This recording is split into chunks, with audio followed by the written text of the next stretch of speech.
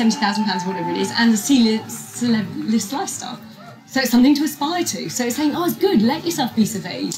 It's really creepy. But no, I agree with the whole sort of distraction thing. And I get easily distracted too, of course. But it works. And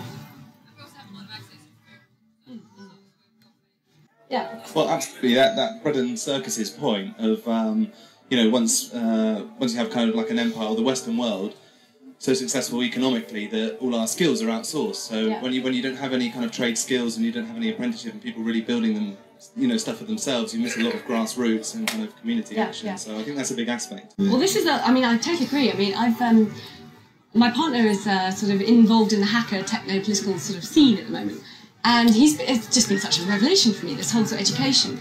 So we have a system, for example, he's Dutch, so the Netherlands pays out 400 million or something in licenses to Microsoft as a country every year for shitty proprietary software, and they can't see what is actually on that software. So they don't know if that software has little back doors, you know, it goes into government systems and all the rest of it.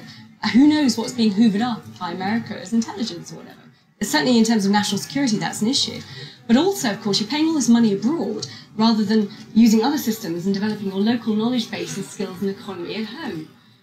So there's a lot of campaigning around these issues in many countries. Not the UK, of course. We're right up Microsoft's arse. But many other European countries are changing their law now to say, we're not having this convicted monopolist, as I mentioned, do this to our countries anymore. We want to develop people's skills and knowledge in our own base rather than outsourcing it, which is what we've been doing. So, no, I agree. And America is going to hit a wall soon, I think. I mean, the next recession, they've got no base of anything anymore. It's all been outsourced, apart from weapons and intelligence. And I have to say, even though I have so many good activist friends in America, I think it might be the best thing for the world if America does go down the tubes economically. They lose their money, they can't do any more of these wars, they'll be vicious as they go down, but, you know, Christ, afterwards it could all might be so much better. I think that's definitely going to happen.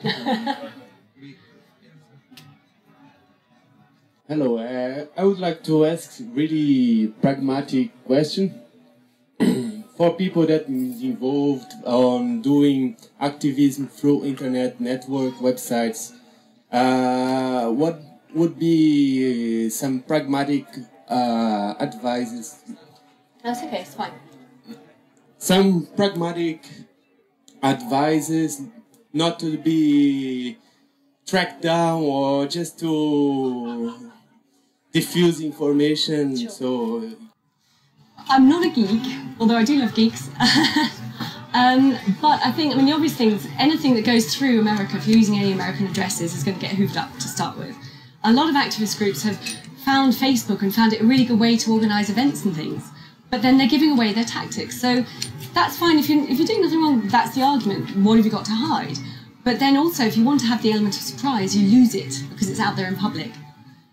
So I would suggest that people start using non-proprietary software. It's called Linux. I don't know how many people are familiar with this, which is basically Linux.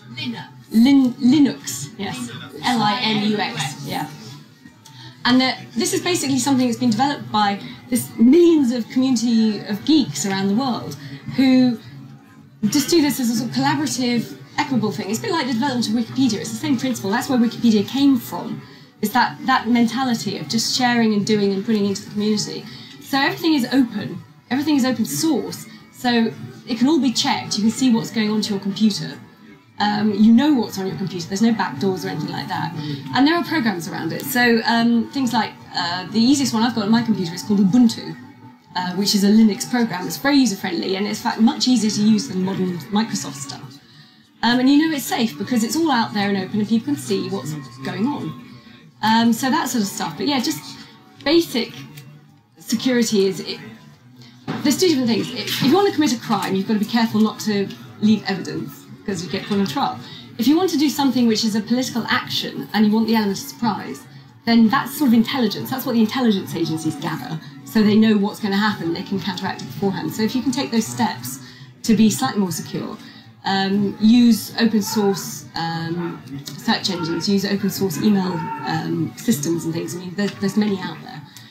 And also use encryption, PGP, protection, and other stuff like that. It's really, as I say, I'm not a geek, but just inform yourself and love your local geek and find out what's possible, because actually that community is very aware of a lot of these issues because they're fighting for a lot of digital civil liberties, you know, and they can find ways around the sort of electronic police state, which is quite interesting. So do a bit of digging.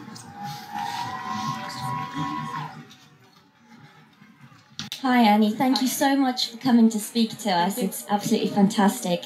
I agree completely with everything you've said and it's been thoroughly insightful. I want to just ask two questions that are going to kind of come from a totally different angle, playing at devil's advocate.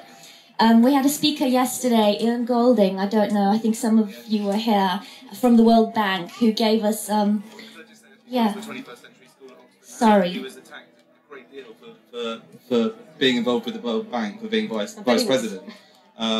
But the work he's doing now is fantastic, so I just wanted to make that clear. And he raised a really interesting point. He said we are, for the first time, living in an environment in the history of mankind where one person could have the power to kill very large numbers of people. We've got the technology, obviously. So he said his concern isn't even the terrorists so much. It's the kind of guy whose girlfriend left him and mother doesn't love him and he's just gone off the rails. He's got a biochemistry degree and he's going to, you know, whip up some Ebola virus and let it go.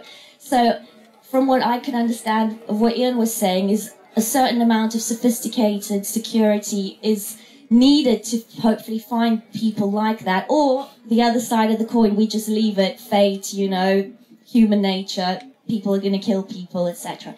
My second question is just all the recent media hype about the Raoul case. I wondered if you could tell us what your kind of insight is. He was the man who shot his girlfriend and her partner and has been on the run for 2 weeks, and with all the surveillance and security, how is it that he managed to do that for as long as he did? If you have any input, just to...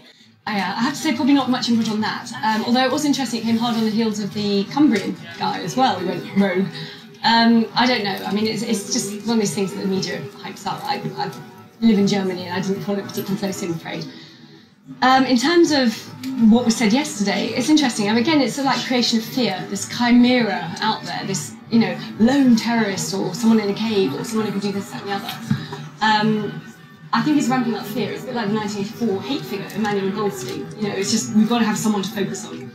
So the loner, with this tech, you know, sort of alienated person in his garage building up this stuff, you can have all the data mining, all the surveillance, all the rest of it that you want, and you're not going to pick up on them. Just as they didn't pick up on the Cumbrian guy in this chap. So, you know, for us to give away our general freedoms to try and counteract the odd thing that can go wrong is crap. It's just a fear factor.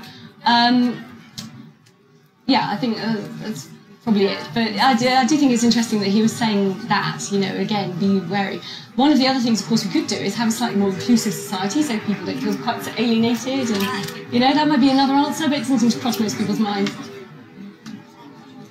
That law that you mentioned, just what happened to that law that you mentioned had been put in place to stop whistleblowing, and that you said your ex-partner had been tried for when he returned back to the UK in 2000. What has that been sort of? Oh, you angel! Cheers, everyone. I'm coming back. I was just wondering if it had been revised or abolished since, because otherwise you would presumably wouldn't be able to stand here and talk to us today. No, it's still in place. The reason I'm talking about what I talk about is that if it's in the public domain already, they can't prosecute me. Oh, I see. So because it's all out in the public domain, so I can talk about it. But so you don't think this town's bugged or anything? I can try. No, the Official Secrets Act 1989 is an odious piece of law. In this country.